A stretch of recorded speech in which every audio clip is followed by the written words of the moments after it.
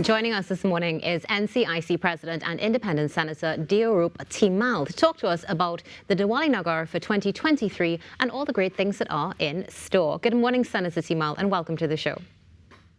Yes, good morning and namaskar to your viewing audience.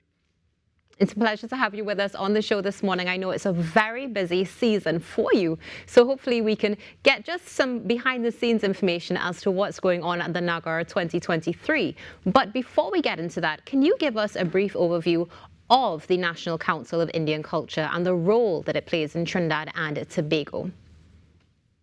Yeah, the National Council of Indian Culture, or the NCIC as is referred to more popularly, has been around for over 64 years, founded by certain pioneers who had a passion for Indian culture and its promotion and its preservation. Since then, the council has grown considerably over the years, but its flagship event has been Divali Nagar, which placed it on the national landscape of Trinidad and Tobago. Now, aside from the Divali Nagar, what other, would you say, initiatives, things does the NCIC have in place in order to preserve the culture and also to educate those who may not be aware?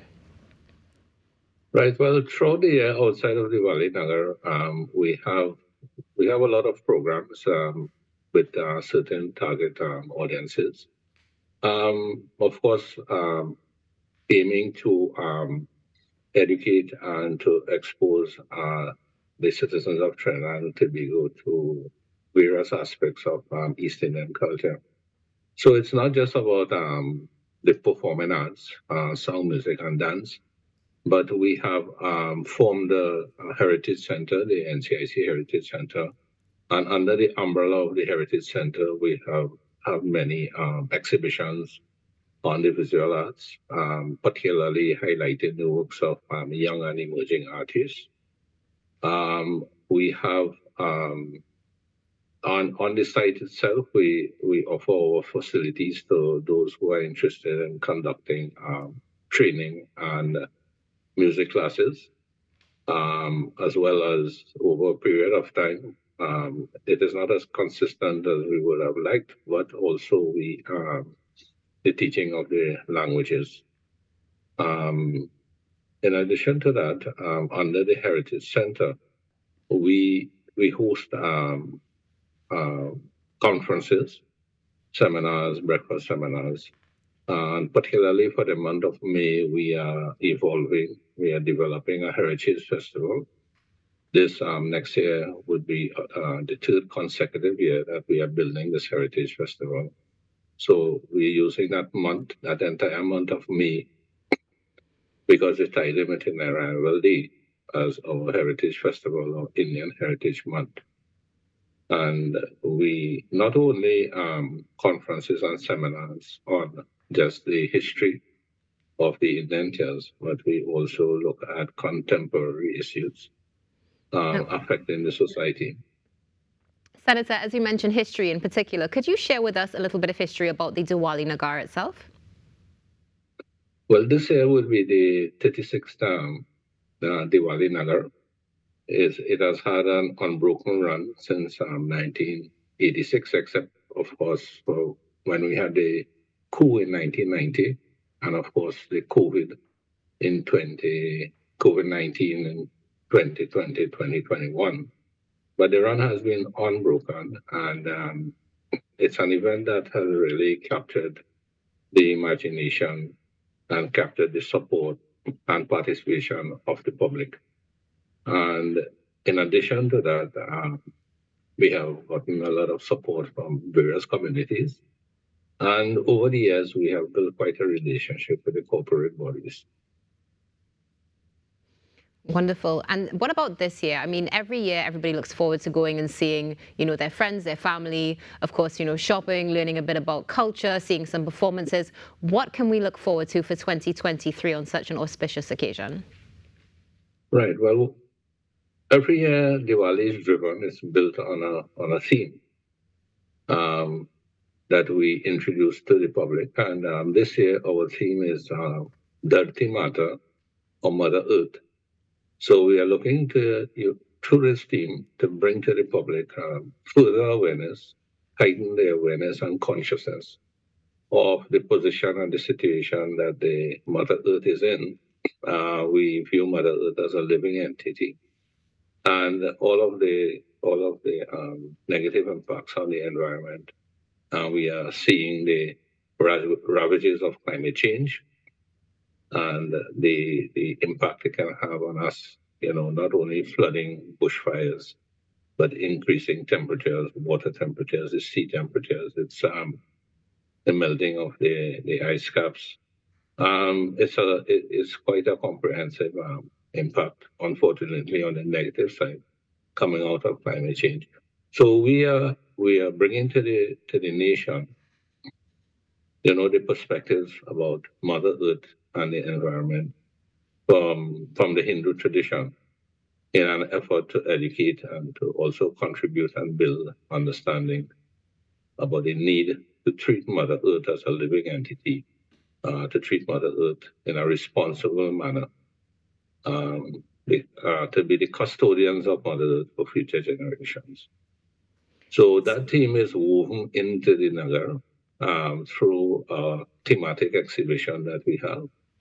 It comprises over 100 posters that have been developed based on research into the theme and providing, as I said, the viewpoint not only from the Hindu traditions, but from other ancient traditions on how they view and how they treat with Mother Earth. Hopefully, the lessons will be coming out of this thematic exhibition. And then we try to, as well, take that theme as much as possible into our cultural programs. But in addition to that part of it, Nagar is, a lot of people would always think about the culinary delights that are available. It is quite an attraction at Divali Nagar. I mean, it's a wide variety of stuff there, and a lot of people would enjoy that. But other than that, we are very conscious of the fact that Divali Nagar has become a community in itself. And in fact, it has become a national community because we see all citizens of Trinidad and Tobago coming in their thousands to Divali Nagar. And other than the activities, because we have a lot of booths, vendor booths, exhibition booths, and we encourage our NGOs to take space at Divali Nagar that we provide free of charge to them. And they come and set up, and Divali Nagar has become a location, a site where they are able to engage and interact with large numbers and spread their messages. Also, there are religious booths that the public is able to develop a better understanding of the Hindu tradition, and those groups can highlight their work.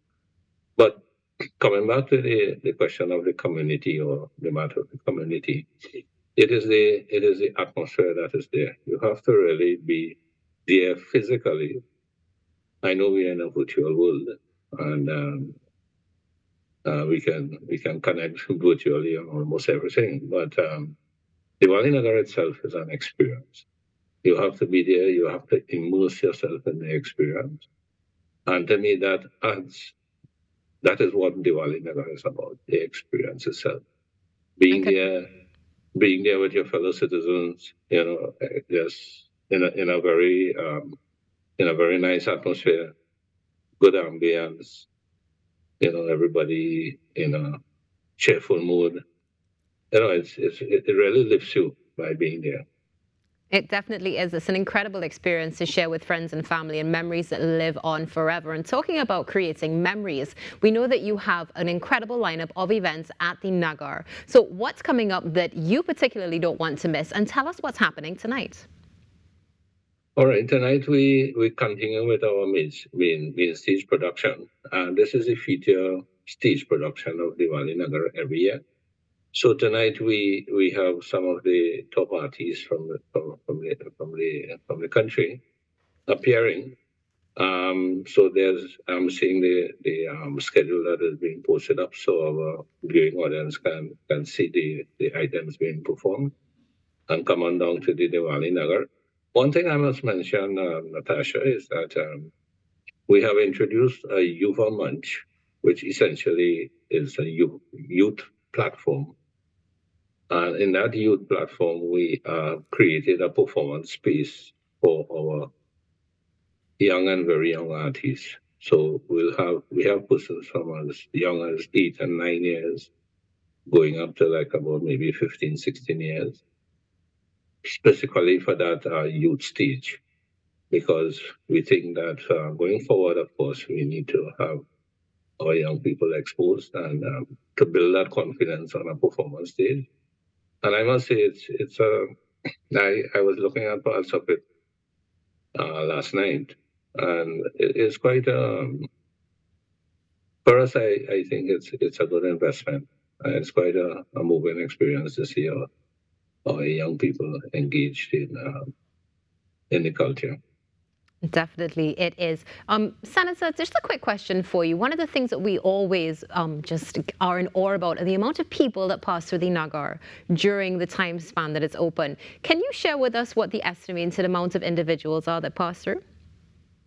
All right. Well, we are only now introducing a metric system to really accurately, so that we have data to accurately respond to such a question. But our rough estimates, the estimates that we get from the police service, that is, we make sure we have a heavy presence of police to maintain traffic and crowd control and address safety matters.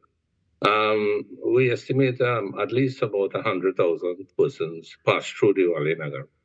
Now, Absolutely some may be amazing. there for half an hour, some will be there for an hour, some would come 4 hours. But and then we have repeat visitors as well.